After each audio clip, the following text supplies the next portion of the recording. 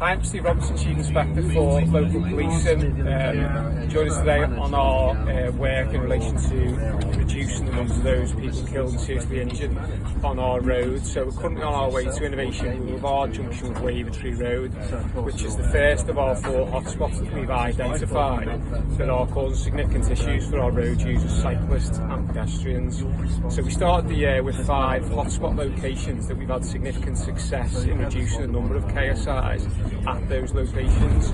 So it's right that we constantly review and evolve our practices. At the 6-month period we've done that again, and we've identified 4 hotspots that we're now looking to do enforcement at, engage with partners around resurfacing, traffic issues that they may have in relation to maintenance of conditions, foliage issues in relation to visibility, education pieces with the City Council that we can look to use a multi-agency approach to reduce the numbers of KSIs. So the 4 new ones that we've got this year, we're making to Innovation Boulevard, junction Wavertree Road today, just to see what it is that we can do to disrupt the number of KSIs on our roads. It's really important, I think, that we pay real attention to what's going on as we approach it, because we, being in a vehicle, are one of the factors that is causing our KSIs here. So important that while we approach it, don't wait till we get to the junction before we start looking at what we can do. We pay real attention to what is the movements of the traffic, the movements of the pedestrians and the cyclists that may be approaching, so we can look to identify problem-solving solutions for this junction. So we're back here at Innovation Boulevard, one of the hotspots that I've mentioned earlier. So we had real success at this junction last year in reducing the number of KSIs. So it was identified as one of our hotspot areas. We worked alongside the council to improve the road surfacing, improve the road markings and fix all of the traffic and pedestrian crossings that we identified as broken. We can see that here today as having a real impact, but on returning today and in our visits over the past few months, it's really clear we've got more work to do in this junction. You can see just from the street furniture and the railings the number of impacts that are still occurring at this junction.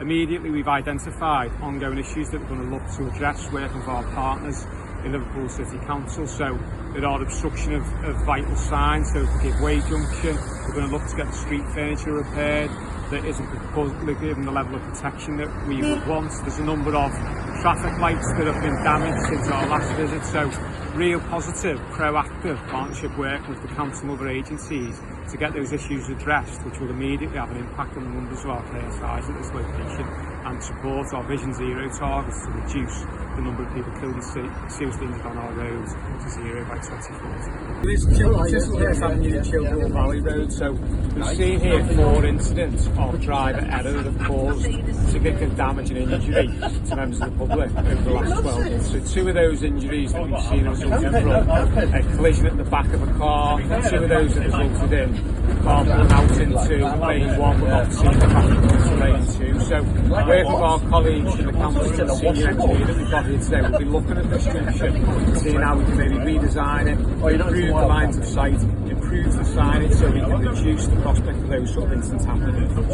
So we're here at the junction of Chislehurst Avenue, Childwall Valley Road. We're joined here by one of our local councillors and an education individual from the local council. So a couple of factors we've been able to identify straight away. Definitely due to the visibility at this junction, it goes from 2 lanes in Chislehurst out to 3 on Childwall Valley Road. So we're looking at how we can redesign the junction and that and improve that visibility. Childwall Valley Road in itself is the longest stretch of road outside of the city centre. The perception from drivers that we can see straight away is this may be a 40 when in fact it's only a 30 mile an hour. Some of the enforcement that we've carried out over the past 6 months from the council's point of view has been at long locations, so we've been able to adapt our processes starting from tomorrow to make sure that enforcement is getting the most effect as we can to slow drivers down.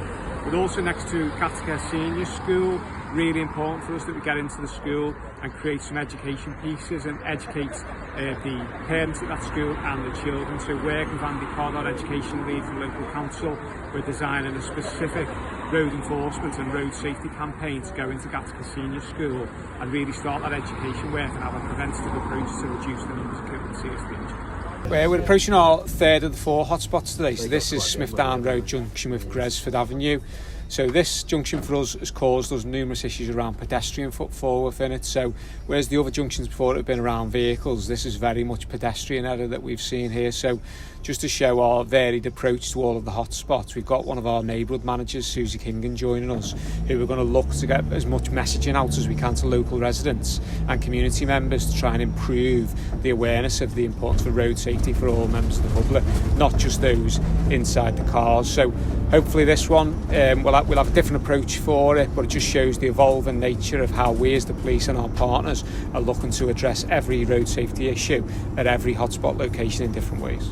So we've come up to the last of our 4 hotspots today, so Boulevard Street, Ranelagh Street and Hanover Street junction. So it's the highest profile junction that we've got in our site operation. So right in the heart of the city centre, so we have a mix of people all over the country here. It's central to our nighttime economy here, so heavy footfall for pedestrians, heavy vehicle use, heavy cyclist use. So we'll be looking to work for our partners at this location again, just to see how we can maximise that messaging, reinforce the enforcement that we're doing, and look at the design of the junction itself to see how we can improve safety for pedestrians, road users and cyclists as a whole. So here are our last hotspot location, Hanover Street, Ranelagh Street, Boulevard Street, really challenging location for us, this one. Some of the causational factors that we found at this location relate to taxis doing U-turns illegally. The nighttime economy has a huge impact for us, so members of the public who are out trying to enjoy themselves, late night revellers, consume a lot of alcohol, finding their way across a road and unfortunately getting struck by a vehicle. So part of the stuff that we can do here, we're going to have a huge messaging campaign working with our colleagues in the local council. There's an event here on the 19th of July with the fire service of Liverpool City Council and Merseyside Police to try and educate people to the dangers of this junction. We're going to do enforcement operations at the taxi ranks just to make sure the licensing conditions are right, but also getting a message across to taxi drivers to make sure that they're following their requirements under the Road Traffic Act and legislation that they're following is the correct one. So huge amount of work to do here. We're going to work with the local businesses within the area, with Merseyside, so the bus routes that this sits on, to try and have a multifaceted approach to solve what is a really challenging, dynamic and ever-evolving problem, but it's one that we're going to face and one that we're going to look to address. Our kill disease, the traditional